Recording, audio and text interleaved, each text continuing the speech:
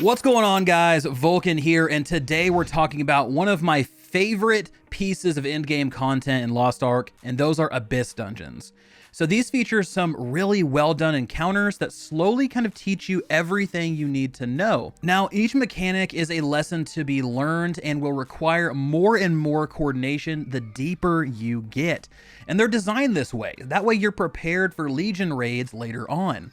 So as you go through all of these different boss battles, each one is going to introduce a new mechanic or the same mechanic with a different window dressing. That way you learn how to recognize each one and perform the right action to survive it. And that is where this guide series comes into play. I'm going to go through and break down all of the different Abyss dungeons, the bosses you're going to see, and a lot of the wipe mechanics or key mechanics that you need to understand in order to survive. So we're going to kick things off with the very first Abyss dungeon that you get access to, and that is Demon Beast Canyon. So Demon Beast Canyon features two bosses, Corrupted Vizula and Krill. Now, Corrupted Vizula is the one we'll talk about first because this is the very first boss that you get to meet in an Abyss dungeon setting. Now, this boss is very much designed just to get your feet wet. The boss is going to use large AoE attacks, it's very slow moving, and it'll occasionally roll towards players. So there's a lot of stuff you're going to see on the screen, but because it happens so slowly, it's actually really easy to dodge, and it's one of the easiest fights in Abyss Dungeons to begin with. There is one mechanic that you need to watch out for, and those are blood puddles. So occasionally Vizula is going to target a player with a circular AoE. This is going to drop a blood puddle on the ground. Now, any members in this puddle are going to take a large chunk of damage each second, so you want to make sure to obviously not stand in it, but you also want to be cognizant of where you drop it at. You don't want to drop it in the middle of the arena. So if you become a targeted player, make sure to drop it on the edge of the arena, that way it's out of the way. Now, these blood puddles are going to stick around until you stagger the boss. At that point, he's going to suck them all back in, and they're going to be cleared out of the arena. He will rinse and repeat this a few times, so just be sure to place them strategically instead of just letting them fall wherever they fall. Besides that mechanic, this one really doesn't have any other mechanics that you need to watch out for. Really just stay out of the red stuff and don't die. And that brings us to our next boss, Krill, who's the final boss of this dungeon.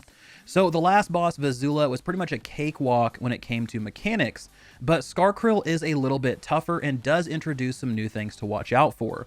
So the first one is to keep an eye on his hook pulls. So Krill will send out a hook that will knock you back and interrupt whatever you're doing. And the further you are away from the boss, the more likely he is to send it in your direction.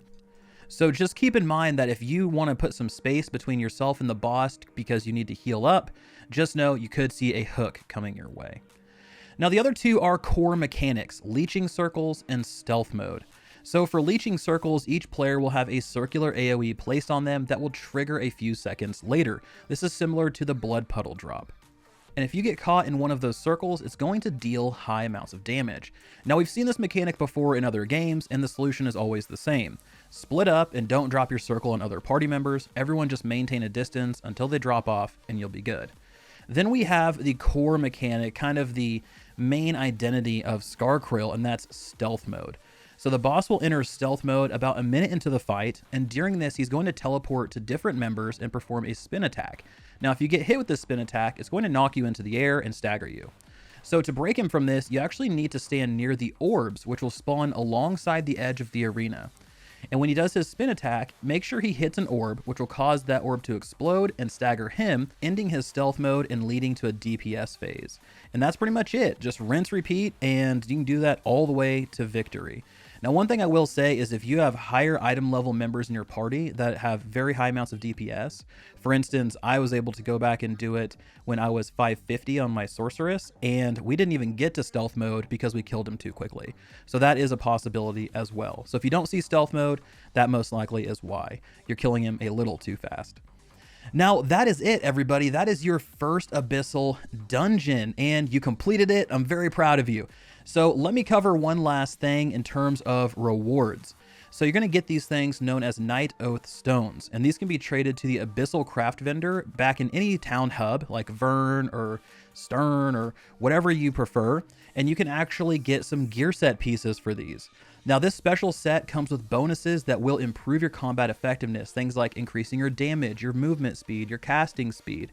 and you can transfer your existing item level to these pieces as well. So as you progress through all the different stages of the Abyssal Dungeons, you're going to get new materials to craft different sets of gear, all with different set bonuses. And yes, you can mix and match these as much as you would like to. So just keep that in mind as you unlock more and more. You're going to see some different stones, but you're also going to have access to different gear sets.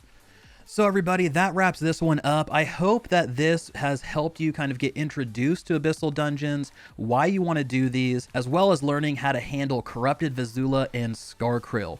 Like I said, I'm going to have a whole series of these videos breaking down all of the different bosses, mechanics, as well as what rewards you get that might not seem so obvious. So everybody, again, thank you so much. This has been Vulkan, and I will see you on the next one.